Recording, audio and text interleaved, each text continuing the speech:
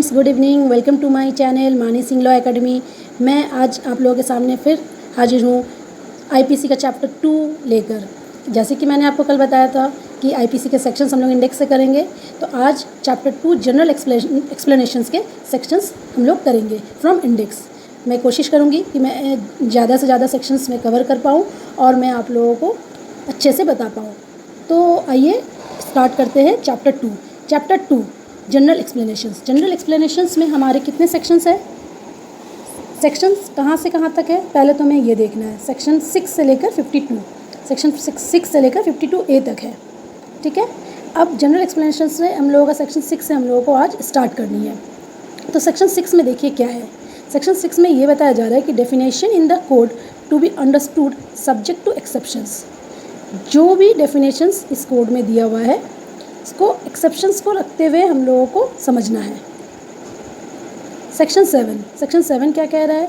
Sense of expression once explain. जो भी expressions है जो एक बार एक्सप्लेन कर चुका गया है। अब एक्सप्लेन सेक्शन 6 में हम लोग डेफिनेशंस पढ़े और सेक्शन 7 में हम लोग सेंस पढ़े।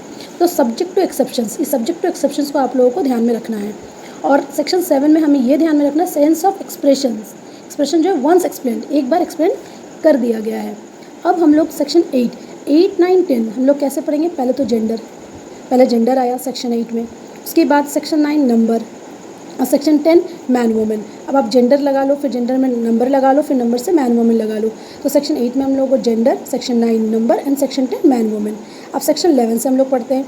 सेक्शन 11 क्या है? पर्सन, और पर्सन के बाद ठीक डबल पी है, आप ध्यान रखना, डबल पी। सेक्शन 11 में पर्सन और सेक्शन 12 में पब्लिक। पर्सन पहले सिंगल, उसके बाद पब्लिक, फिर पब्लिकली आ गए। तो सेक्शन 6 में डेफिनेशन हो गया। सेक्शन 7 में सेंस जो एक्सप्रेशन है वंस एक्सप्लेन ये हो गया। सेक्शन 8 में जेंडर हो गया। सेक्शन 9 में नंबर हो गया। सेक्शन 10 में मैन वुमेन हो गया और सेक्शन 11 में पर्सन हो गया। सेक्शन 12 में पब्लिक हो गया। अब देखिए, अब हमें कभी ये क्वेश्चन ऐसे तो पूछे नहीं गया है, लेकिन में भी ये पूछे जा सकते हैं कि कौन से सेक्शन रिपील्ड है। और या तो हमें वो सेक्शन दे दिया गया जो रिपील्ड है और हमें ध्यान नहीं आ रहा है कि 13 रिपील्ड है, 15 रिपील्ड है कि 14 रिपील्ड है, ये हमें ध्यान नहीं आ रहा है। तो आप एक काम करो, सेक्शन 13, 15 और 16 याद रखना। 13, 12 के बाद 13 और बीच का एक सेक्शन हटा के 15, 16 हमारा रिपील्ड है।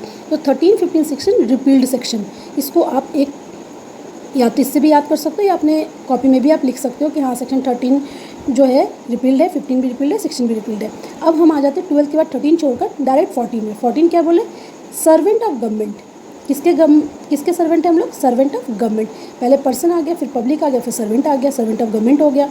अब सेक्शन 17 के लिए गवर्नमेंट के जब सर्वेंट हो गए तब गवर्नमेंट क्या होते हैं? तो गवर्नमेंट के हमारे जब कैसे जानेंगे? सेक्शन 17 गवर्नमेंट मतलब हमें पता है कि सरकार होती है।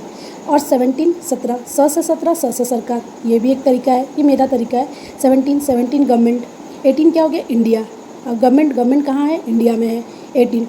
और हम लोग क्या पढ़ रहे हैं? आईपीसी पढ़ रहे हैं और हमें क्या बनना है? जज बनना है। तो इंडिया में क्या बनेंगे? जज बनेंगे। तो 18 के बाद हम लोग 19 में आ गए। 19 में जज क्या करता है? कोर्ट ऑफ जस्टिस करता है। सेक्शन 20 कोर्ट ऑफ जस्टिस के बारे में बताता है। तो आप देखिए कि हम लोग कैसे करके 20 तक कवर किए।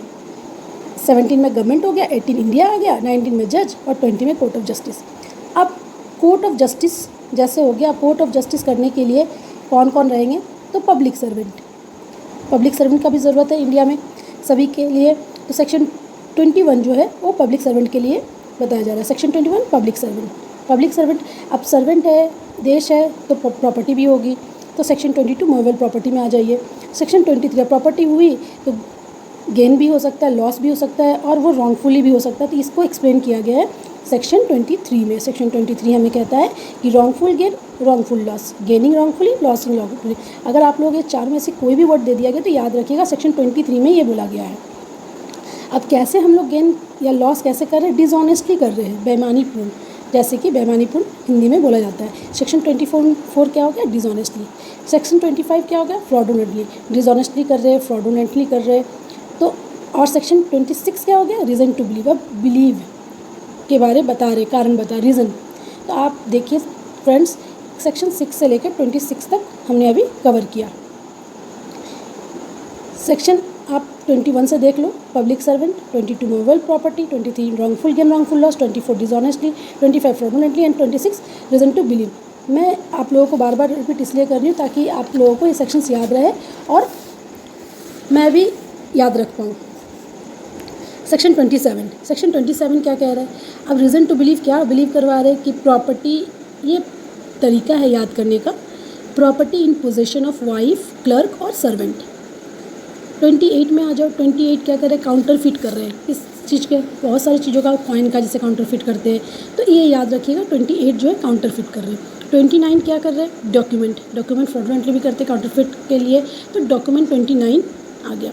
29A एक यहाँ न्यू इंक्लूड हुआ है 29A। जब डॉक्यूमेंट है तो हम जानते हैं कि IT एक्ट के थ्रू वो इलेक्ट्रॉनिक रिकॉर्ड, इलेक्ट्रॉनिक सिग्नेचर, ये सारी चीज़ ऐड हुए थे। तो 29A में याद रखिएगा कि इलेक्ट्रॉनिक रिकॉर्ड के बारे में बोल रहा है। डॉक्यूमेंट तो कागज़ वाले डॉक्यूमेंट हो गया, इलेक्ट्रॉनिक रिकॉर्ड जो अभी हम लोग एक मोबाइल से भी रिकॉर्ड कर रहे थे, ये भी एक इलेक्ट्रॉनिक रिकॉर्ड, तो याद रखिएगा 29A इलेक्ट्रॉनिक रिकॉर्ड। 30 क्या हो गया? 30 हो गया वैल्यूएबल सिक्योरिटी। 30 हो गया वैल्यूएबल सिक्योरिटी। अब 27 हमने क्या पढ़ा? Property in possession of wife, clerk और सर्वेंट। 28 हमने क्या पढ़ा? Counter fit. 29 क्या पढ़ा? डॉक्यूमेंट। 29A क्या पढ़ा? Electronic record. एंड 30 क्या पढ़ा? Valuable security. तो फ्रेंड्स आज मैं 30 तक की सेक्शंस करवा रही हूँ।